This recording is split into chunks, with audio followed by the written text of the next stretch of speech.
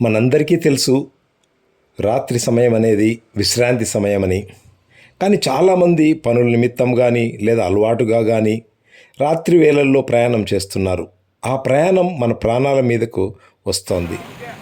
ఇటీవల గణాంకాల ప్రకారం ఎక్కువ రోడ్డు ప్రమాదాలు రాత్రి 9 గంటల నుండి 4 గంటల మధ్య జరుగుతున్నాయి. ఎందుకంటే డ్రైవర్ అలసటతో నిద్రమత్తులో డ్రైవ్ చేస్తాడు. లైటింగ్ సరిగా లేకపోవడం వల్ల ఎదురుగా వచ్చే వాహనాలు స్పష్టంగా కనిపించవు.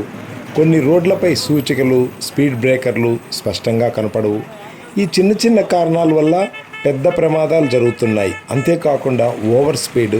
ఇప్పుడు ప్రతి ఒక్కరూ కూడా అతివేగంగా వెళ్తున్నారు.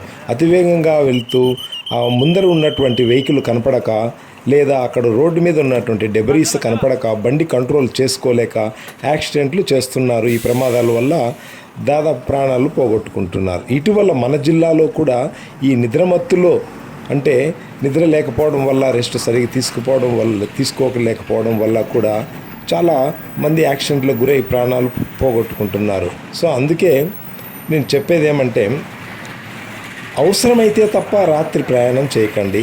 తప్పనిసరిగా వెళ్ళాల్సి వస్తే అప్పుడు కూడా వాహనం లైట్లు సరిగా ఉన్నాయా లేదా చూసుకోండి. నిద్రమత్తులో డ్రైవ్ చేయకండి. మద్యం సేవించి డ్రైవ్ చేయకండి. ఓవర్ స్పీడ్ వద్దు. నెమ్మదిగా వెళ్ళడం గమ్యానికి చేరుతాం. వేగంగా వెళ్ళడం వల్ల ప్రమాదం జరుగుతుంది.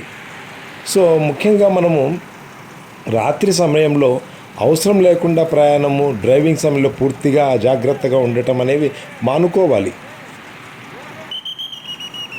కడప పోలీస్ అయిన మేము ప్రతిరోజు కూడా బైపాస్ అంటే NHలో, నేషనల్ హైవేస్లో ఏదో ఒక కార్నర్లో వాష్ అండ్ గో ప్రోగ్రాం కూడా పెడుతున్నాం. లారీ డ్రైవర్లకు కానీ, కారు డ్రైవర్లకు కానీ ఆపి వాళ్ళకి ముఖం కడుక్కోవడానికి వాటర్ ఇచ్చి ముఖం కడుక్కోమని చెప్పి, మరియు తగు జాగ్రత్తలు చెప్పి, అద్దము తుడుచుకోమని, యాక్టివ్గా ఉండండి అని చెప్పి పంపుతున్నాం. ఎందుకంటే మేము ఇప్పుడు నైట్ ప్రయాణం చేయకండి అంటే వారు ప్రయాణం మానుకునే పరిస్థితుల్లో ఎవరూ లేరు. ప్రతి ఒక్కరూ కూడా రాత్రి సమయాల్లో వెళ్ళి ప్రాణాల మీదకి తెచ్చుకుంటున్నారు. సో కనీసం మేము చేసే ఈ చిన్న సహాయం వల్ల యాక్సిడెంట్లు ఆగుతాయనే ఉద్దేశంతో డే టైం ఉద్యోగం చేస్తున్నప్పటికీ కూడా రాత్రి సమయాలలో మరియు హైవే మీదకి వచ్చేసి ఈ వాష్ అండ్ గో ప్రోగ్రాము వినూత్నంగా ఉండేటట్లు చేస్తున్నాము.